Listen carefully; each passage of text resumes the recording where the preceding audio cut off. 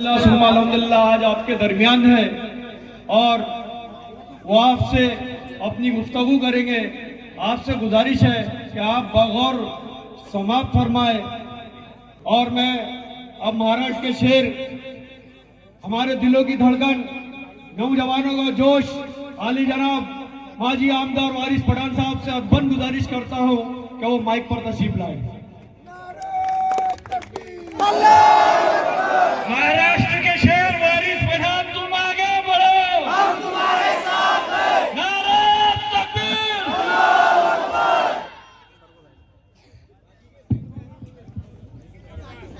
औज़ु बिल्लाहि मिनश शैतानिर रजीम, बिस्मिल्लाहिर रहमानिर रहीम। अस्सलामु अलैकुम रहमतुल्लाहि व बरकातुहू। डायस पर तशरीफ़ फरमा मजलिस इत्तेहादुल मुस्लिमीन के तमाम नगर परिषद के उम्मीदवार, नगर परिषद के अध्यक्ष, मजलिस इत्तेहादुल मुस्लिमीन के जिम्मेदारान, यहाँ मौजूद मेरे दोस्त, मेरे बुजुर्ग, मेरे भाइयों और घर पर बैठ के सुनने वाली मेरी पर्दा नशीं माँ और बहनें, सबसे पहले तो मैं आप तमाम का तहे दिल से अदबन शुक्रिया अदा करता हूँ कि एक शॉर्ट नोटिस पर आप तमाम इतनी बड़ी तादाद में एक वर्किंग डे के दिन, इतनी गर्मी, इतनी धूप में एक आवाज़ पर सब यहाँ पर जमा हुए आकोट में हमको सुनने के लिए, जमात का पैगाम सुनने के लिए, इसका मैं आप तमाम का तहे दिल से बहुत बहुत शुक्रिया अदा करता हूँ। आज का ये जलसा एक चुनावी जलसा है। जैसा कि आपको तमाम को पता है कि आकोट में पूरे महाराष्ट्र में नगर परिषद के चुनाव होने हैं। 2 दिसंबर के दिन पोलिंग होनी है और जिस तरह से मुख्तलिफ सियासत पार्टियों ने अपने अपने उम्मीदवारों को यहाँ से ठहराया है, इसी तरह मजलिस इत्तेहादुल मुस्लिमीन ने भी आपके अपने शहर आकोट से 16 उम्मीदवारों को नगर सेवक के लिए टिकट दिया है और एक नगर अध्यक्ष के लिए टिकट दिया है। मुझे यकीन है कि आकोट की आवाम इंशाअल्लाह पूरी तरह से इन तमाम उम्मीदवारों को मोहब्बतों से, दुआओं से, वोटों से नवाजेगी और मजलिस इत्तेहादुल मुस्लिमीन को आकोट शहर से कामयाब करेंगे। आप जो इतनी बड़ी तादाद में इतनी धूप में दिन के वक्त यहाँ जमा हुए, इसका एक सबूत ये भी है कि आप अल्हम्दुलिल्लाह बैरिस्टर असदुद्दीन ओवैसी साहब को अपना कायद मान चुके हैं और मजलिस के लिए आपके दिलों के अंदर मोहब्बत पैदा हुई। ये मोहब्बत, नारे बहुत लगाने वालों आगे अपनी कुर्सी की पेटी बांध लो, थोड़ी देर में मौसम बिगड़ जाएगा। स्लो झटका स्लो देना चाहिए। एक साथ देंगे तो ऐसे ही बेचारे सो गए बिहार में, या तो लाम लेट होकर पड़ जाएंगे। बिहार तो सिर्फ एक झांकी है, पूरा ये महाराष्ट्र का नगर परिषद इलेक्शन बाकी है। ये दिखाएंगे हम इनको। आज आप तमाम ने देखा किस तरह से मजलिस के ऊपर इतने इल्जामात लगे, लेकिन आज की ताज़ा खबर आपको बताना चाहूँगा। एक बैनर अभी सोशल मीडिया के ऊपर बड़ी तेजी से वायरल हो रहा है, जिसमें आप बैनर के ऊपर देखेंगे तो महाराष्ट्र के नगर परिषद का चुनाव दिखाया जा रहा है। उस बैनर पे महाराष्ट्र के उप मुख्यमंत्री सन्माननीय शिंदे साहब, उनके लोगों के फोटो है जो बीजेपी के साथ अलायंस के अंदर है, जो अजीत दादा के साथ अलायंस में है, जो महायुति का एक हिस्सा है। उसी बैनर साथ में हमारी सोनिया मैडम जी का फोटो है, सन्माननीय खड़गे जी का फोटो है, सन्माननीय कांग्रेस के जो राहुल गांधी जी उनका फोटो, यानी कांग्रेस शिवसेना शिंदे साहब की एक साथ मिलकर किन जगहों के ऊपर नगर परिषद का चुनाव लड़ रहे हैं। आप फोटो देख लीजिए, लोगों ने ट्विटर के ऊपर भी डाला हुआ है। मतलब चुनाव के वक्त साथ में आप लोग, चुनाव में वोट मजलिस के आप काट, और फिर भी बी टीम का इल्जाम आप किस पे लगाएंगे?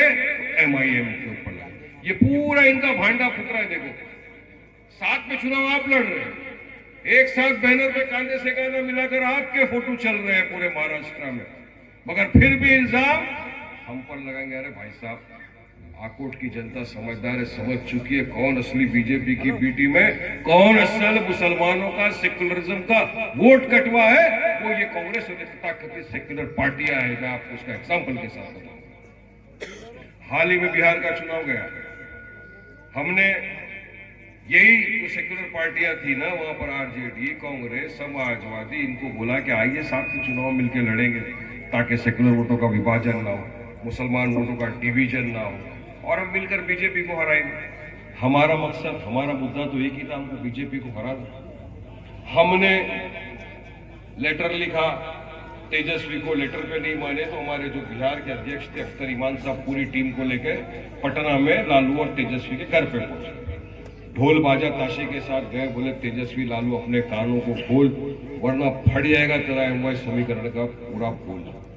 सब कुछ किया, सब कुछ किया, वाकई में बहुत हंसने की बात है, सब कुछ किया, मगर फिर भी हमने बोला हमको 6 सीट पे अलायंस दी।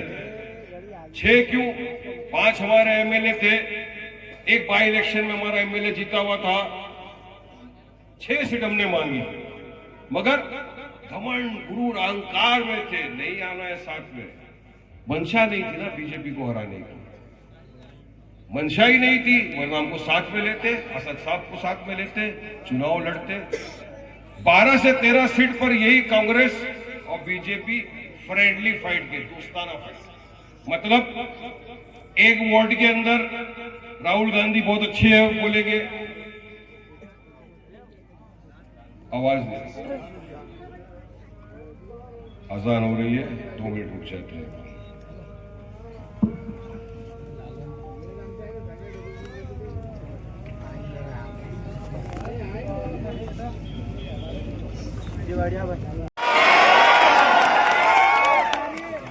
इधर अब्बा खड़ा है,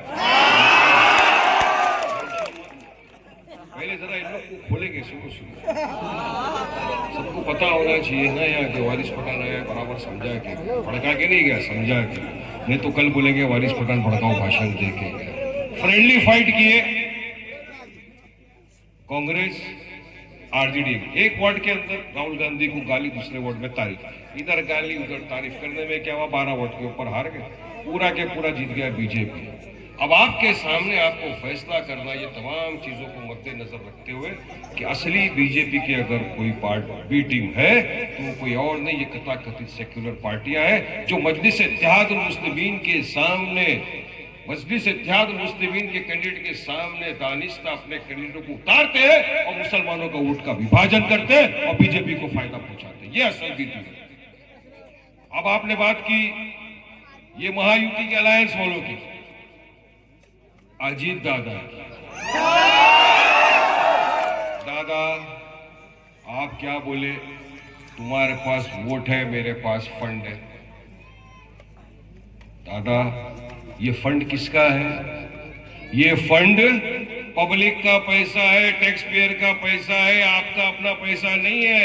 अगर आपको वोट नहीं दे तो क्या फंड नहीं देंगे? अरे भाई हमारे पास तो वोट भी है, हिम्मत है, जज्बा है, ईमानदारी है, ताकत है, सब कुछ है। तुम्हारे पास जो फंड है ना दादा, इतनी ताकत रखते हैं, अगर जीत के गए ना पार्षद, तुम्हारे हलक में से वो फंड निकाल के लेके आएंगे और काम करेंगे। इतनी ताकत है दादा, और आपके पास पैसा बहुत है, नो डाउट, मैं नहीं बोल रहा। देश के प्रधानमंत्री मोदी स्टेज से खड़े रह के बोले अजीत पवार करोड़ रुपए का घपला कर दिया, करोड़। उसके बाद जब दादा चले गए बीजेपी में, 3-4 महीने में चले गए, दादा क्या हो गए, वॉशिंग पाउडर निर्मा, दूध की सफेद, पूरे वॉशिंग मशीन में धुल गए, सीधे जाके बीजेपी में आके बस बैठ गए, मलाई वलाई खा लिया, आराम से दूध भी पी लिया, टकर खा के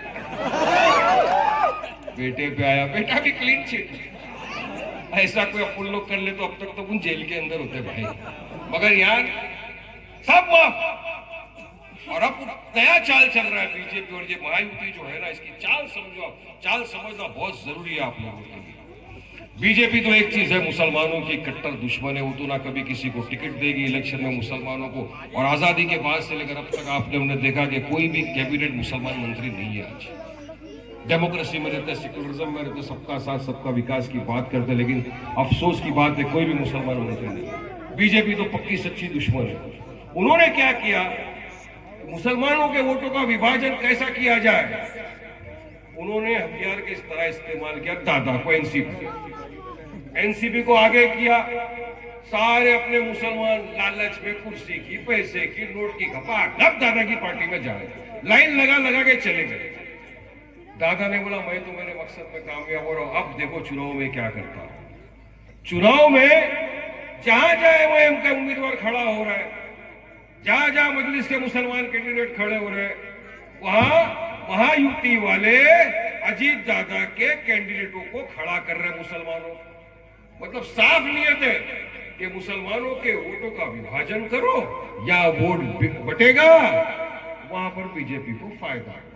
यही मंशा लेकर पूरे महाराष्ट्र में आप देखो विभिन्न जगहों के ऊपर जहां मजलिस के उम्मीदवार खड़े, मैक्सिमम जगहों के ऊपर वहां पर अजीत दादा की एनसीपी ने अपने अपने मुस्लिम उम्मीदवारों को खड़ा किया। आपके यहां भी यही है, आपके यहां आकोट में भी यही है। याद रखना कि वो महायुति का अलायंस है जिसका और एक पार्टनर है शिंदे साहब। वो शिंदे साहब जिसने गुस्ताख रसूल का समर्थन किया था। जब उसने हमारे हुजूर की शान में गुस्ताखी की, हम तो रैली निकाल के आ गए औरंगाबाद से मुंबई तक। हमने एफआईआर की मांग की, हमने कहा गुस्ताख रसूल है वो, उसको सजा दी जाए। टकले की बात कर रहा हूं, जिसने अपन का नाम भी नहीं लेते, अपनी जुबान गंदी होती है भाई लोग। यही शिंदे साहब ने क्या किया, उसको ऐसा मंच पे बिठाया अपने बाजू में और क्या बोला, मैं देखता हूं कौन इसके बाल को भी बाका कर सकता है, कौन बाल पे हाथ लगा सकता है, कौन केस कर सकता है, कौन उसको जेल में डाल सकता है। पूरा सपोर्ट किया इन्होंने गुस्ताखे रसूल का, पूरी तरह से सपोर्ट किया।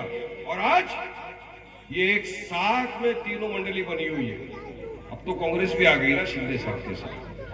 अब तो कांग्रेस भी गुस्ताखे रसूल का जिसने समर्थन किया उसके साथ कांधे से कांधा मिलाकर एक ही बैनर पे, एक ही पोस्टर के अंदर महाराष्ट्र के अंदर चुनाव लड़ रही है काफी जगह। मुझे एक चीज तो पूरा यकीन है कि मुसलमान हर चीज बर्दाश्त कर लेगा, अपने हुजूर की शान में गुस्ताखी किसी भी कीमत पे बर्दाश्त नहीं करेगा। हमारे हुजूर जिसके सदके तुफैल में अल्लाह सुब्हानहू व तआला ने पूरी दुनिया को बना दिया, जिसको रहमतुल आलमीन बना के भेजा दुनिया के अंदर, हमारे लिए उससे बड़ी कोई चीज नहीं है। और उनकी शान में गुस्ताखी जिसने की, उसको जो समर्थन कर रहे हैं, आज ये एनसीपी वाले उसके साथ कांधे से कांधा मिलाकर खड़े हुए। अगर आपका एक भी वोट अगर यहां गया, चाहे एनसीपी को, चाहे शिंदे को, चाहे कांग्रेस को, तो यकीन मान लेना आपका वोट चला गया है गुस्ताखे रसूल का जिसने समर्थन किया उसके खाते में। क्या आप उसके साथ जाएंगे या आशिक रसूल के साथ आएंगे? फैसला आपको करना है। आपके सामने आशिक रसूल खड़ा है, आपके सामने वो पार्टी खड़ी है जिसने हर वक्त हर कदम आपके साथ कांधे से कांधा मिलाकर आपका साथ दिया है। आज आप देखो देश की हालत क्या है। डरने घबराने की बात नहीं है। आपके पास आके बोलेंगे अगर एमआईएम को वोट दिया तो बीजेपी के खाते में चले जाएगा, बीजेपी जीत जाएगी, बोला बहुत जूना हो गया ये बोल बचन। ये डायलॉग बहुत पुराने हो गए, अब इतने जेब में रखो और घर को निकल जाओ बाबा, ये डायलॉग नहीं चलने वाला। जहां जहां मजलिस खड़ी नहीं हुई वहां भी इनका सूखा साफ हो गया। 61 सीट पे कांग्रेस खड़ी, 6 पे जीती बिहार में, हम 25 पे लड़े, 5 पे जीत गए। भाई ये रिकॉर्ड है अपना ट्रैक। एक जगह 80,000 वोट लिया हमारा उम्मीदवार आदिल हसन, 380 वोट से हार गया। उसका भी वोट कौन काटा? असल वोट कटवा ये सीपीआई कांग्रेस के जो समर्थन के अंदर था उसने हमारा वोट काट के गया। यही जो आया था आने वाला है ना कल परसों, शायर जिसका पंक्चर हो चुका है टायर, बिहार में भी आया था, बहुत बोला हमारे बारे में। जहां जहां के बोला, पब्लिक ने जवाब दे दिया वोटों के जरिए, वहां वहां मजलिस के उम्मीदवार भारी अक्सरियत के साथ कामयाब होकर पटना असेंबली में चले गए। अब आजकल गायब है, सो गए। जागो मेरे प्यारे, जागो। तुम ही आओगे, भाषण दोगे तो ही तो हम जीतेंगे। तुम ही तो इन लोग को जिता रहे हो। ए बी टीम, आकोट की जनता जानती है तुम्हारी चालबाजी, पेतरेबाजी। आओ, बोलो, कितना बोलोगे, लेकिन बोलने में तुम्हारी जुबान की आतिशबाजी का मुकाबला नहीं कर सकते। मजलिस के सिपाही है, हमारे कायद ने सिखाया हमको हक इंसाफ के लिए लड़ना। आज आपने देखा है देश के अंदर क्या हुआ। जब से बीजेपी सरकार सत्ता में आई है, एक ही काम करना है, डेवलपमेंट, विकास। गया खड्डे में एक ही चीज कर रहे, मुसलमानों के खिलाफ नफरत फैला, अनाप शराब बकवास। एक होड़ लगी है रेस के अंदर, कौन बड़ा हिंदुत्व का चैंपियन। तो एक हमारे हुजूर की शान में गुस्ताखी करता है, तो दूसरा बीजेपी का नफरती चिंटू, वो छोटा वाला, समझ गए ना, ये इतना घूम रहा हर जगह। अब ये करूं टक न टक, करूं टक। ऐसा आवाज ला वारिस पठान की तरह कम पठानी आवाज लेके आप मानेंगे। और क्या बोल के गया, मुसलमानों को मस्जिद में घुस घुस के मारेंगे। अरे भाई, मुसलमान डरता किसी के बाप से भी नहीं है। ये तो कायदे कानून का सम्मान करते हैं, संविधान का पालन करते हैं, इसलिए नहीं बोलते। प्यारे, जब भी बोला था, आज भी बोल रहा हूं, है हिम्मत आ जा। ओपन चैलेंज करता हूं, मस्जिद में बैठूंगा जाके, बेटा तू आएगा मेरे को मारने के लिए 2 टांग पे, लेकिन यकीन मान जाएगा स्ट्रक्चर। क्या हलवा है क्या, बकरी का बच्चा, उसके मार बहुत गए। हिम्मत है हमारे। ये इनकी जुबान पे कंट्रोल नहीं किया जा रहा है। ये महाराष्ट्र के अंदर वातावरण खराब करने की कोशिश कर रहा है। और मैं तो चाहूंगा इस माध्यम से बोलना कि देवेंद्र फडणवीस जी, रोकिए अपने नफरती चिंटुओं को। ये महाराष्ट्र का वातावरण खराब करने की कोशिश कर रहे हैं, रोकिए इनको। वरना हमको भी पता है कि आपके पास डेवलपमेंट के नाम पे, विकास के नाम पे, एजुकेशन के नाम पे कोई भी जवाब नहीं है। तो आप ध्यान भटकाने के लिए इस तरह के नफरती चिंटुओं को आपने छोड़ रखा है, आप इनका समर्थन कर रहे हैं। अभी आपने रिवॉर्ड तो दे दिया, उसको बना तो दिया आपने उसको मंत्री, फिर भी अनाप शराब बकवास। और अब तो और एक आ गए उसके सामने, जो एक साथ मुसलमान को पाकिस्तान की औलाद बोलने लगे। अरे भाई, हम तो पक्के सच्चे भारतीय मुसलमान हैं, और हमको फख्र है इस बात का कि हम पक्के सच्चे भारतीय मुसलमान लोग हैं। पाकिस्तान से मोहब्बत तुमको है। अडानी की कब्र पे वारिस पठान के दादा अब्बा नहीं गए थे, अडानी जी गए थे, अडवाणी जी गए थे। नवाज शरीफ क्या कौन गया था बिरयानी खाने, साड़ी लेके गए थे। मुझे बिरयानी खाना होगा तो मस्त मिलती है हैदराबादी बिरयानी, यहाँ भी नाके पे देख के आया। मुगलाई बिरयानी भी कुछ जगह मिलती है, वो भी खा लूंगा जब।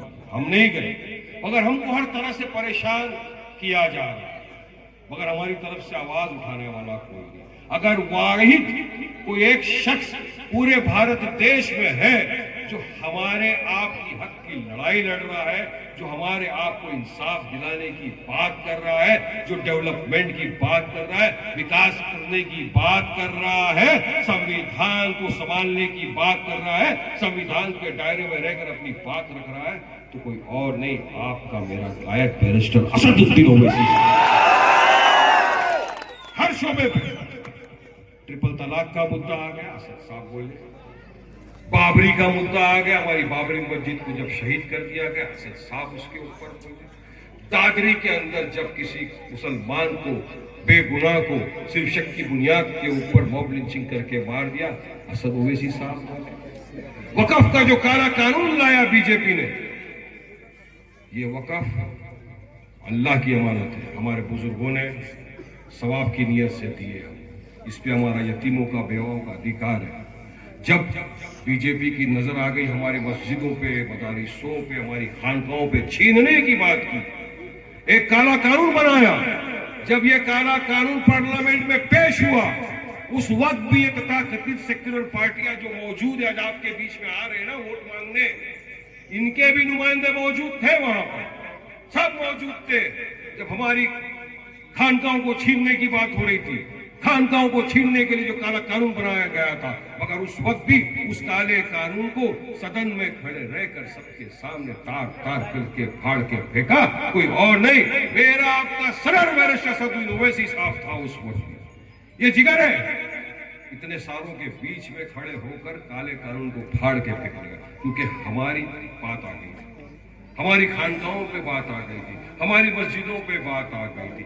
आज भी शिमला के अंदर एक मस्जिद को शहीद करने की बात हो रही है, कांग्रेस की सरकार है मगर मुंह को गोली दबा के बैठी है, आवाज नहीं निकल रहा है इनके मुंह से, लड़ रहे तो हम, तो फिर क्यों हम वोट इनको दें? जब दादरी पे बोले ओवैसी, बाबरी पे बोले ओवैसी, ट्रिपल तलाक पे बोले ओवैसी, वक्फ पे बोले ओवैसी, हक की लड़ाई के लिए ओवैसी आगे आए, हमारे इंसाफ की बात के लिए ओवैसी आगे आए, हर मुद्दे पे हमारे साथ ओवैसी खड़ा रहे, तो हमारे वोट का असली हकदार भी तो ओवैसी हुआ ना। हक सब हम लड़े और वोट लेने के लिए तुम भिक्का कटोरा लेके आ जाओ। नहीं भाई, नहीं, इतने सीधे साधे मत समझना भाई, हम सीधे हैं, भूले हैं, नियत साफ रखते हैं, मगर जब इंसाफ की बात आ जाएगी तो आकोट का एक एक युवा, एक एक माँ बहन सब खड़े हो जाएंगे, मुत्तहिद होंगे, इत्तेहाद पैदा करेंगे, सफों में से दरार को मिटाएंगे, एक साथ निकल के जाएंगे बूथ पर, और जहां दिखेगा पटक का बटन दबाएंगे, जोर से और जिताएंगे मजलिस उम्मीदवारों को पूरे काट के। आकोट की जनता से मेरी अकबर गुजारिश अपील है, बोलने को तो बहुत कुछ है मेरे पास, इतना बोलूंगा इनके कान में से खून निकल जाएगा, लेकिन फिलहाल मुझे और 3 जगहों पे जाना है जहां पे वक्त लिया गया है, टाइम की पाबंदी है। आपसे बस सिर्फ इतनी दरखास्त करूंगा, रिक्वेस्ट करूंगा, क्योंकि आप तमाम इतनी दूर से आए हैं। प्रभाग क्रमांक 1 के जो उम्मीदवार है हमारे, उनको अपोजिशन वालों की तरफ से जान से मारने की धमकी दी जा रही है। साहेब, हे बघा काय चाललंय तुमच्या राज्यात, जे आमच्या प्रभाग क्रमांक 1च्या उमेदवार आहे त्यांना आता कोणी मला दिले की त्याला जीवे ठार मारण्याची धमकी देत आहेत। काळजी करून घ्या, इन्क्वायरी करा आणि जे कोण असेल त्याला तुम्ही अटक करा, नाही तर ते बघा, आम्ही तर कायदा कानूनचे पालन करतो, संविधान मध्ये राहतो आम्ही, त्याला तुम्ही पकडा, बरोबर आतमध्ये टाका, कोणी पण असेल, जे कोणी असेल आतमध्ये टाका, त्याला आतमध्ये टाका। डरने और घबराने वाली जमात का नाम मजलिस इत्तेहादुल मुस्लिमीन नहीं है। हम कायदा कानून अपने हाथ में नहीं लेते, इसीलिए सरकार के ऑफिसरों को वारिस पठान मंच से बोल रहा है कि अभी जो मेरे पास कंप्लेंट आई है इसका संज्ञान लिया जाए, और जो भी इस तरह की धमकी दे रहा है उसके खिलाफ फौरन तौर से कार्रवाई की जाए। क्या डराएंगे क्या हमको? अपन डरेंगे क्या? डरेंगे क्या? घबराने वाली जमात का नाम नहीं है मजलिस इत्तेहादुल मुस्लिमीन। मेरा काया घूमता है पूरे देश के अंदर, कुछ गोली चल गई, हमला हो गया, सब कुछ हो गया, दूसरे दिन इसी तरह मंच पे खड़े हो गए शुरू तो हक इंसाफ की बात करने के लिए। ऐसे कायद के हम नुमाइंदे आके आप खड़े और बात कर रहे हैं। ये डराने घबराने का काम उनको बोलो बंद करो। डर गए वो लोग ना, डर गए, उनको पता है कि उनका पूरा भांडा फूट चुका है, विकास कुछ नहीं किया है, काम कुछ नहीं किया है, जनता का समर्थन नहीं है, कुछ नहीं है, तो अब ओछी हरकतों पे उतरेंगे, डराएंगे घबराएंगे। लेकिन हमको डरना नहीं है, घबराना नहीं है, संविधान को लेकर चलना है, दिल में जज्बा लेकर आगे चलना है। वो बंदूक से डराएंगे, अब संविधान आगे लेकर खड़े होना है, बोलना हम संविधान के रक्षक है, संविधान को मानते, संविधान के दायरे में रहकर अपनी बात करते। यकीन मानिए पूरी ताकत मजबूती के साथ आकोट पे चुनाव लड़ा जाएगा, और मुझे यकीन है इंशाअल्लाह ताला 2 तारीख के दिन पूरी आकोट की फिजाओं में, पूरी आकोट के आसमान में, पूरी हवाओं में एक ही चीज दिखेगी, मजलिस इत्तेहादुल मुस्लिमीन की पतंग। देंगे ना वोट मजलिस को, दबाएंगे ना पतंग के बटन पे, जिताएंगे ना एमआईएम के उम्मीदवारों को, हराएंगे ना इनको, तो फिर अब मेरे साथ लगाओ नारा। देखो नारा अगर लगवाएंगे तो फिर बोलो बराबर। मैं तो 27-28 सभा करके पहुंचा हूं, फिर भी ताकत वही पठानों वाली है। अब आकोट की आवाम को भी वही पठानों वाली आवाज में नारे का जवाब देना है। नारे तकबीर, नारे तकबीर, तेरा मेरा मजलिस इत्तेहादुल मुस्लिमीन, बैरिस्टर सदुद्दीन ओवैसी, हिंदुस्तान जिंदाबाद जिंदाबाद, मेरी आकोट की आवाम जिंदाबाद। शुक्रिया, आपने मुझे बोलने का मौका दिया। 2 दिसंबर चुनाव का दिन है। आप